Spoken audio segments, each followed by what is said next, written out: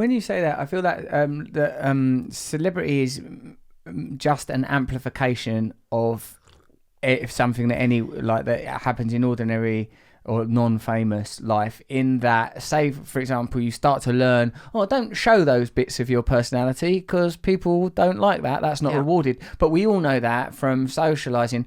For me it took ages and ages to really diligently try and get famous for ages, like 10 years and years of doing it. So like during that time, I suppose I've got more of a, like, someone like you that's been in the public eye from 15. It must be hard. It must have been present when you were going through, like, becoming an adult, becoming like all of those different transitions that we go through have been with the accompaniment of fame. But I'm sure, like, regardless of whether or not you're in the public eye, people know what it's like to conceal aspect of yourself. Yeah, of course. Like if at work, people don't want to show their true colours in case they're judged, or in social situations in case we feel excluded, and no one wants to feel alienated, excluded, like they're not part of a pack. None of us want to feel that. So I think we do end up hiding bits of ourselves. And the beautiful thing that's happened in the last, 5 years really, because it's been happening prior to that, but the last 5 years, when people have really been talking about not just mental health, but just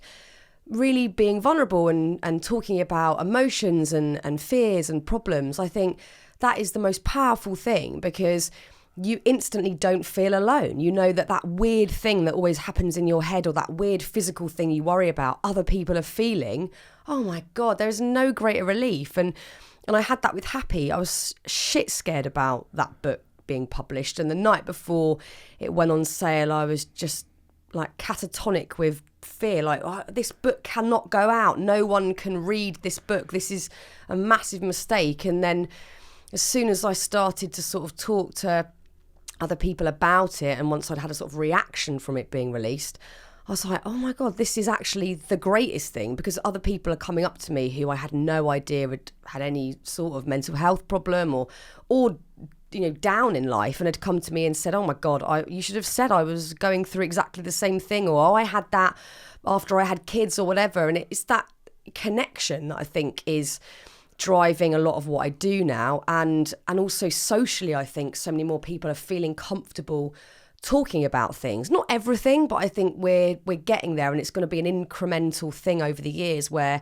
hopefully somewhere down the line we'll be happy to talk about any old thing, and there won't be any more taboo subjects or things that we feel ashamed about or concerned about, that we don't need to carry shame and all of that as a burden on top of all the other stuff that we're experiencing. So it was the opposite reaction. You felt that a book where you talked about your feelings of depression or inadequacy, you felt that what was your fear? That everything in my head would be confirmed, that I was a bit odd, that I wasn't deserving of anything that I'd achieved, or any accolades I may have been given. Not that I defined by them at all, but I just think I was very worried that they might be taken away, because I have been in situations where I haven't been my best at work, or I've not been feeling great mentally, and therefore not given all that I could. And I have been ridiculed and or called out, and that's made me really fearful of showing that side of myself.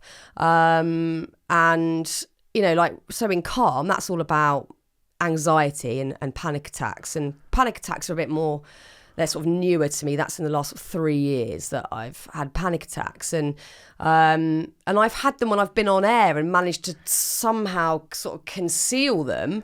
Whereas I think if I felt like I was having one now, I'd say, you know what, Russell, can I go out the room for 5 minutes? And just because I have this thing and I get very breathless and very hot, do you mind if I take 5? Whereas before I wrote that book, I would be full of shame and embarrassment and thinking, oh God, he's not feeling panicked. He's all calm and cool about everything. And I'm this, freak who's worrying about nothing. And, I think being able to just be honest and say those things and then deal with them as they're happening is a relief. And again, that book was a catharsis, because I was just getting it out on paper rather than internalizing it and feeling even more sort of alienated in what I was experiencing.